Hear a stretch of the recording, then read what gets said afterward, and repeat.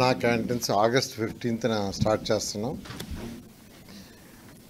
గత 2014-19 అప్పుడు ఈ అన్నా క్యాంటీన్స్ని పేదలు నిరుపేదల కోసం ప్రతి పేదవాడు కేవలం 5 రూపాయలతో చక్కటి భోజనం, ఆరోగ్యకరమైన భోజనం, మంచి ప్లేసులు అంటే తినే ప్లేస్ కూడా హైజీనిక్ గాను, తర్వాత చాలా ఆహ్లాదకరంగా ఉండాలని ఆ రోజు సీఎం గారు ఆదేశించడం, దానికి తగ్గట్టుగానే రాష్ట్రంలో 203 అన్నా క్యాంటీన్స్ యాక్చువల్గా ప్రారంభించడం జరిగింది.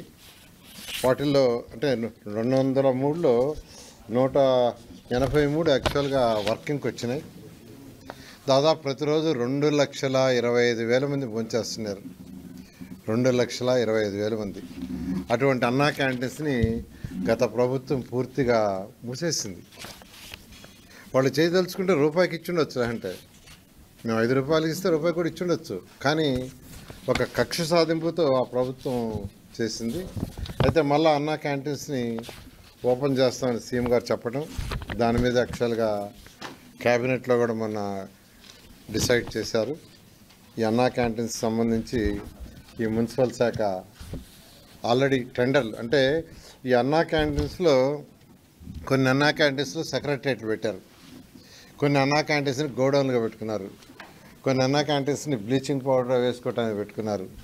ఇట్లా రకరకాలుగా అన్నా క్యాంటీన్స్ మొత్తాన్ని నిర్వహణ చేశారు. దాంట్లో ఉన్న ఆ డైనింగ్ టేబుల్స్ అన్ని తీసేశారు. కొన్ని దగ్గర ఆ డైనింగ్ టేబుల్స్ తీసి మిద్ది పైన వేస్తున్నారు. నేను ఈ మధ్య కొన్ని దగ్గర విజిట్ చేస్తే వాటికంతా కొన్ని మరామతులు చేయాల్సింది. దానికి టెండర్లు ఇచ్చాము.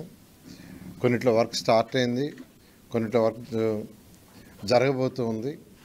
బహుశా ఈ వర్క్ అంతా నెక్స్ట్ మంత్ ఆగస్టు 10కి పూర్తి అయ్యేటట్టుగా ఆదేశించాం. ఆగస్టు 10వ తేదీకి కంప్లీట్ కావాలని.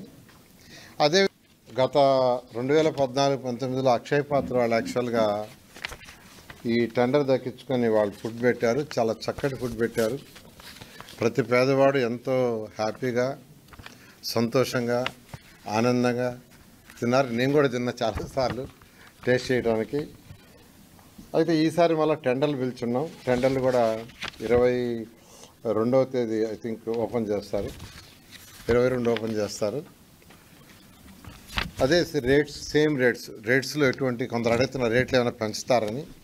పెంచేది ఏం లేదు, సేమ్ రేట్స్ 5 రూపాయలతో యాక్చువల్గా బ్రేక్ఫాస్ట్ అయినా, లంచ్ అయినా, డిన్నర్ అయినా చేసే విధంగా చేయడం జరిగింది.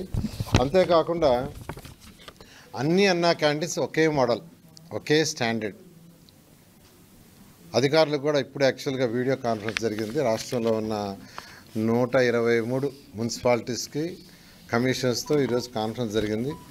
ఒకే మోడల్ ఉండాలా, ఒకే సిస్టమ్ ఉండాలా, ఒకే క్వాలిటీ ఉండాలని ఆ విధంగా చేయమని యాక్చువల్గా ఈరోజు ఆదేశించడం జరిగింది.